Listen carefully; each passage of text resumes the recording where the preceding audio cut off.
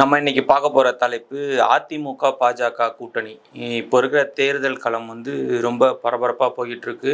நாளுக்கு நாள் கூட்டணி கட்சிகள் ஒரு சின்ன சின்ன கட்சிகளும் கூட்டணியில இணையறதுல ரொம்ப தீவிரமா இருக்காங்க. அப்படி இந்த அதிமுக, பாஜக கூட்டணி சேர்றது பார்த்தீங்கன்னா, எந்த ஒரு ஊடகத்துக்குமே எந்த தகவலும் இல்லாம ரொம்ப ரகசியமா சேர்ந்தாங்க. கிட்டத்தட்ட பார்த்தீங்கன்னா, அவங்க சேரும்போது எந்த தகவலுமே அடிப்படையில வரல. எந்த ஊடகத்திலயுமே அதிமுக, பாஜக கூட்டணி சேரப் போறாங்கன்றத சொல்லவே இல்ல. ரொம்ப ரகசியமா சேர்ந்தாங்க. அதே மாரி தான் இப்போ பாமகவும் பார்த்தீங்கன்னா, இந்த அதிமுக, பாஜக கூட்டணியில எந்த தகவலுமே ஊடகத்தில வெளிவராம, திடீர்னு கூட்டணி சேர்ந்துட்டாங்க. அப்போ ஏன் இந்த விஷயம் நடக்குது அப்படின்னா, டெல்லி வட்டாரங்கள் என்ன சொல்றாங்க அப்படின்னா, இந்த ஊடகங்களும் திமுகவும் யூகம் செய்யாத அளவிற்கு டெல்லி தலைமை நேர்த்தியா காய் நகர்த்துறதா சொல்றாங்க. ஏன் அப்படின்னா, இவங்க இந்த பாஜகவுடைய திட்டத்தை தெரிஞ்சுக்கிட்டாங்க அப்படின்னா, எதனா சதி வேலை செய்வாங்க திமுக காரங்க. கூட்டணி கட்சியை சேர விடாம பண்றது, அவங்களுக்கு அதிகமாக சீட்டு தரேன்னு சொல்லி குழப்பி விடுறது, அந்த மாதிரி எதனா பண்ண போறாங்கன்னு சொல்லி டெல்லி தலைமை ரொம்ப கச்சிதமா திமுக யூகம் செய்யாத அளவுக்கு தன்னோட காய்களை நகர்த்தி வருது. அதுல தான் முக்கியமா வேலூர்ல அதிமுக தரப்பினரை சந்திச்சு பேசின விஷயம் பார்த்தீங்கன்னா, ரொம்ப ரகசியமாகவும் நீண்ட நேரம் அந்த வாக்குவாதம், அந்த பேச்சு இருந்தது. எதன் அடிப்படையில் அப்படின்னா, அந்த கூட்டணி அடிப்படையில் தான். அப்படி அவர் கூட்டணி பேசும்போது என்ன சொல்லியிருக்காரு அப்படின்னா, டிடிவி தினகரன் அமமுக கட்சியும் ஓபிஎஸ் அவர்களையும் நம்ம தேசிய நீரோடையில் இணைச்சிடணும் அப்படின்னு சொல்லும்போது, அதற்கு எடப்பாடி பழனிசாமி அவர்கள் எதிர்ப்பு தெரிவிச்சிருக்காரு. கூட்டணியில் நான் உங்களுக்கு கூட்டணியில் ஓபிஎஸ்ஸையும் டிடிவி தினகரனையும் இணைக்காமல் வேற ஏதாச்சும் ஒரு ஆப்ஷன் இருந்தால் சொல்லுங்கள், நம்ம கன்சிடர் பண்ணலாம்.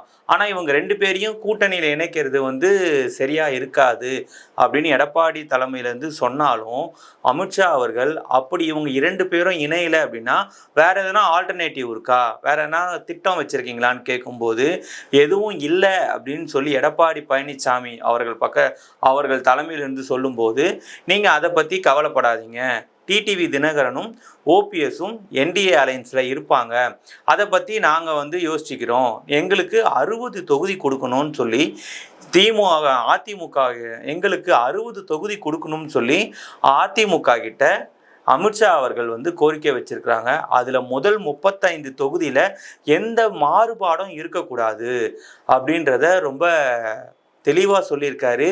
எதன் அடிப்படையில் இந்த 35 தொகுதி அப்படின்னா, அதிமுகவை தவிர்த்து பாஜக தனித்து களம் கண்டது.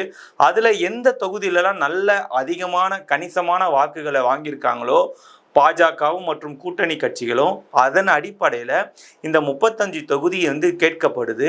அதில் எடப்பாடி பழனிசாமி அவர்கள் அந்த 35 தொகுதி தரதில் எந்த ஒரு பிரச்சனையும் இல்லை, நான் தந்துடுறேன், ஆனால் தினகரனையும் ஓபிஎஸ்ஸையும் சேர்க்கறத பற்றி மட்டும் மறுபரிசீலனை செய்யணும் அப்படின்னு மட்டும் சொல்லியிருக்காரு. ஆனால் அமித்ஷா ரொம்ப தீர்மானமாக எல்லாரையும் இதில் சேர்க்கணும் அப்படின்னு சொல்லி கிட்டத்தட்ட எடப்பாடி பழனிசாமி அவர்களும் என்ன சொல்லிட்டாரு அப்படின்னா, சம்மதம் சொல்லிட்டாருன்னு டெல்லி வட்டாரங்கள் சொல்லுது. ஆனா இந்த பொங்கல் பண்டிகை ஒட்டி, அதாவது பொங்கலுக்கு முன்னாடியே இந்த கூட்டணி முடிவடைஞ்சிரும்.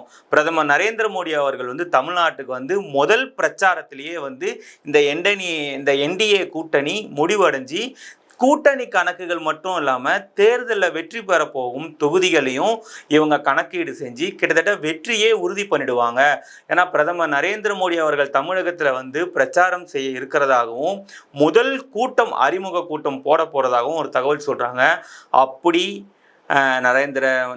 நரேந்திர மோடி அவர்கள் தமிழகம் பிரச்சாரம் செய்தார் அப்படின்னா, இந்த கூட்டணி கட்சிகள் கிட்டத்தட்ட பார்த்தீங்கன்னா எல்லாருமே, பிரேமலதா விஜயகாந்த்லேருந்து ஓபிஎஸ்லேருந்து அமமுக தலைவர் டிடிவி தினகரன்லேருந்து இப்போ அன்புமணி ஐயாலேருந்து கிட்டத்தட்ட எல்லாருமே இந்த என்டிஏ அலையன்ஸில் இணைஞ்சிருவாங்க. அப்படி இணைஞ்சாங்க அப்படின்னா திமுகவிற்கு ஒரு பெரிய சவாலாக இருக்கும். ஏன் அப்படின்னா எல்லாருமே, அதாவது ஒருமித்த கருத்துடன் இருக்கிறவங்க, இதெல்லாம் இயற்கையான கூட்டணி, அதாவது ஆர்டிஃபிஷியல் இல்லாமல் நேச்சர் பாண்டிங் சொல்லக்கூடிய இந்த இயற்கையான கூட்டணிகள் எல்லாம் ஒன்றிணைஞ்சது அப்படின்னா இங்கே வந்து ஆப்போசிட்டாக இருக்க திமுகவிற்கு பெரிய இழப்பு. ஏன்னா அந்த பக்கத்தில் வந்து கூட்டணியில் ஏகப்பட்ட குழப்பம்.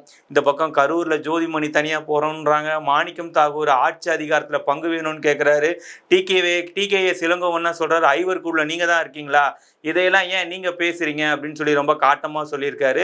அப்போ இதெல்லாம் அந்த காங்கிரஸுக்கும் திமுகவுக்கும் நீர் பூத்த நெருப்பு மாதிரி உள்ளுக்குள்ள அந்த புகைச்சல் இருந்துக்கிட்டே இருக்குது. அதெல்லாம் வந்து மேலிடத்துல இல்லைனாலும் கீழே கிரவுண்டில் நல்லா வேலை செய்யும். திமுக வந்து காங்கிரஸுக்கு வேலை செய்யாது, காங்கிரஸ் தலைமை சொல்கிறத வந்து திமுக கேட்கலையேன்னு கீழே தொண்டர்களுக்கு ஒரு மெர்ஜாக முடியாத ஒரு தன்மை கண்டிப்பாக இருந்துக்கிட்டே இருக்கும். அது வந்து பெரிய அளவில் வந்து என்டிஏக்கு வந்து குரோத்தை வந்து கொடுக்கும். அது பெரிய அளவில் என்டிஏக்கு ஒரு ஹெல்ப்ஃபுல்லாக இருக்கும். ஏன்னா இவங்க இந்த மாதிரி இருந்தால் தானே என்டிஏக்கு வரக்கூடிய வாக்குகள் சிந்தாமல் சிதறாமல் கரெக்டாக அப்படியே அந்த கூட்டணிக்கு விடும்.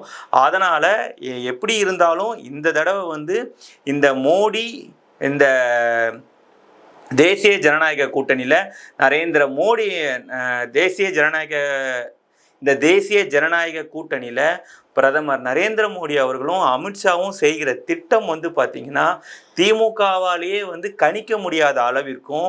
ரெண்டாவது, தமிழ்நாட்டில் வெற்றி வாகை சூடியே ஆகணும். எப்படி வந்து பீகாரில் வந்து தனி பெரும்பான்மையில் ஜெயித்தாங்களோ அந்த அளவுக்கு தமிழ்நாட்டிலையும் வந்து தனி பெரும்பான்மையில் அதிமுக பாஜக கூட்டணியை வெற்றி அடைய செஞ்சு எடப்பாடி பழனிசாமி அவரோட முதலமைச்சராக்கணும்.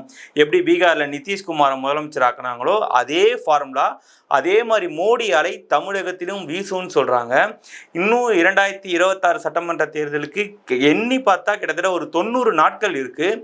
பார்ப்போம் யார் கூட்டணியில் எந்த கூட்டணி கட்சிகள் இடம்பெறுது, யார் ஆட்சியை பிடிக்கிறா, எந்த அளவுக்கு இந்த ஆட்சி மாற்றம் தமிழக மக்களுக்கு ஒரு நல்ல பயன்பாட்டிற்கு இருக்க போகுதுன்றத கூடிய விரைவில் பார்க்கலாம். இந்த கட்சிகள் இந்த கட்சிகள் போடும் கூட்டணி கணக்கை மக்கள் எவ்வாறு தீர்மானிக்கிறார்கள், மக்கள் யார் பக்கம், மக்கள் யாருக்கு வாக்களிப்பார்கள் என்பதுதான் முக்கியம். கூடிய விரைவில் ஒரு சில மாற்றங்கள் நிறைய தேர்தலுக்கு முன்னாடி பல அதிர்ச்சியூட்டும் தகவல்கள், பல ஆச்சரியங்கள், பல அதிசயங்கள் நிகழ இருக்கு. உங்களை மாதிரியே நானும் காத்திருக்கிறேன். பார்ப்போம். காணொலியை நிறைவு செய்வதற்கு நன்றி கூறி விடைபெறுகிறேன். நன்றி, வணக்கம்.